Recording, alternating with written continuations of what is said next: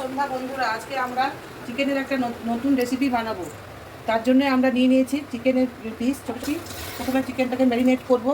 তার মতো লবণ দিয়ে দিলাম, তেল, টক দই দিলাম,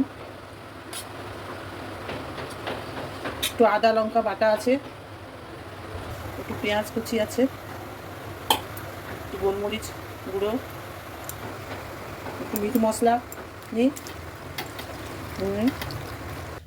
আমাদের চিকেন ম্যারিনেট হয়ে গেছে। আধ ঘন্টা পর আমরা ফিরে এলাম। কড়াইয়ে তেল দিয়ে দিলাম, তেল গরম হয়ে গেছে। পেঁয়াজ আর রসুন কুচি দিয়ে দিলাম, একটু ভেজে নিই। পেঁয়াজ আর রসুন কুচিটা মাখা হয়ে যায়, মাখা হয়ে যায়। চিনি দিলাম, চিকেনটা দিয়ে দিলাম, ভেজে দিই। এটা খানিকক্ষণ কষতে হবে। আমি টমেটো পেস্টটা দিয়ে দিলাম।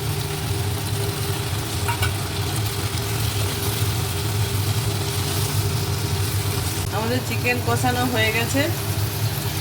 রাতের খাবার জন্য চিকেন কষা রেডি।